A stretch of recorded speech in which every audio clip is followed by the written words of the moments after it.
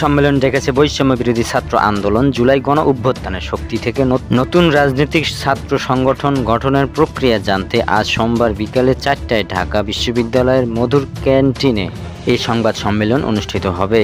বৈষম্য বিরোধী ছাত্র আন্দোলনের সমন্বয়ক আবু বাকের মজুমদারের পাঠানো এক বার্তায় এ তথ্য জানানো হয়েছে। বার্তায় বলা হয়েছে, জুলাই গণ অভ্যুত্থানের প্রেক্ষাপটে নতুন রাজনৈতিক ছাত্র সংগঠন গঠনের প্রক্রিয়া সম্পর্কে বিস্তারিত তথ্য তুলে ধরার লক্ষ্যে এই সংবাদ সম্মেলন আয়োজন করা হয়েছে।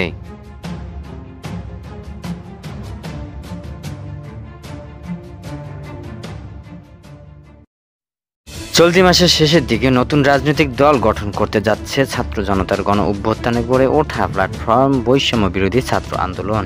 আর এই দলের হাল ধরতে চলতি মাসেই অন্তর্বর্তী সরকারের উপদেষ্টা পরিষদ থেকে পদত্যাগ করবেন নাহিদ ইসলাম। এ বিষয়ে উপদেষ্টা নাহিদ ইসলাম বলেন, আমরা যারা গণ অভ্যুত্থানে অংশগ্রহণ করছিলাম মূলত ছাত্ররাই এটার নেতৃত্ব ছিল।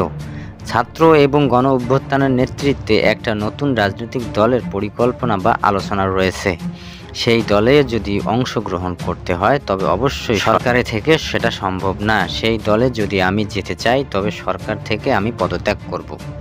তিনি বলেন, বর্তমানে যেহেতু সরকারের একটা স্থিতিশীল এসেছে, যদিও প্রত্যাশা অনুযায়ী কাজ হয়নি, কিন্তু সেটা চলমান আছে। আমাদের এখন রাজনৈতিক দলের কাজটা বেশি জরুরি। সেখানে আমি ব্যক্তিগতভাবে চিন্তা ভাবনা করছি, যদি সরকারে থাকার চেয়ে জনগণের সঙ্গে মাঠে কাজ করাটা বেশি জরুরি মনে হয় তাহলে আমি এই সরকার ছেড়ে দেব এবং হয়তো সেই দলের প্রক্রিয়ায় যুক্ত হব। তথ্য উপদেষ্টা আরও বলেন, গত বছর 6 মাস ধরে বৈষম্য বিরোধী ছাত্র আন্দোলন ও জাতীয় নাগরিক কমিটির কাজ করছে। সারা দেশে তারাই মাঠে পর্যায়ে সাংগঠনিক কাজটা করে যাচ্ছে। আমি তো সরকারের দায়িত্বে ছিলাম, দল গোছানোর কাজটা তারাই করছে। উল্লেখ্য, আজ 15 ফেব্রুয়ারির মধ্যে দল ঘোষণা করার কথা ছিল। গণ অভ্যুত্থানের নেতৃত্ব দানকারী শিক্ষার্থীদের সংগঠন জাতীয় নাগরিক কমিটির ও বৈষম্য বিরোধী ছাত্র আন্দোলনের নতুন দল ঘোষণার আগে 24 দফার ইশতেহার তৈরির কাজও করেছে তারা। এই জন্য 17 সদস্যের একটি কমিটির কাজ করছে বলে জানা গেছে।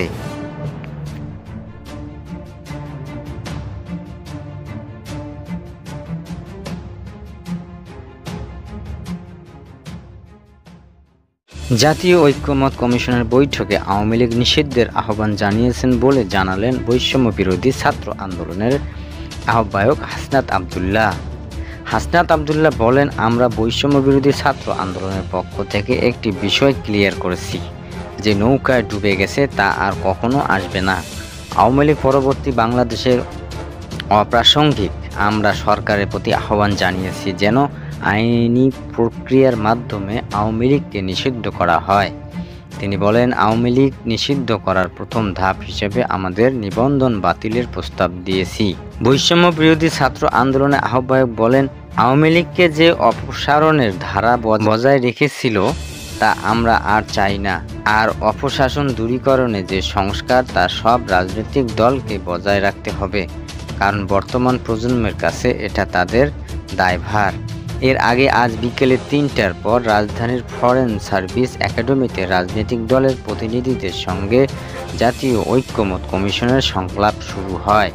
এতে সভাপতিত্ব করেন প্রধান উপদেষ্টা ডক্টর মোহাম্মদ ইউনূস। বৈঠকে বিএনপি, জামাতে ইসলাম, এলডিপি, জাতীয় নাগরিক কমিটি, জাতীয় পার্টি কাজী জাফর, নাগরিক ঐক্য, ইসলামী আন্দোলন, খেলাফতে মজলিস, গণসংহতি আন্দোলন, গণ অধিকার পরিষদ সহ বিভিন্ন রাজনৈতিক দলের নেতাকর্মীরা অংশ নেন।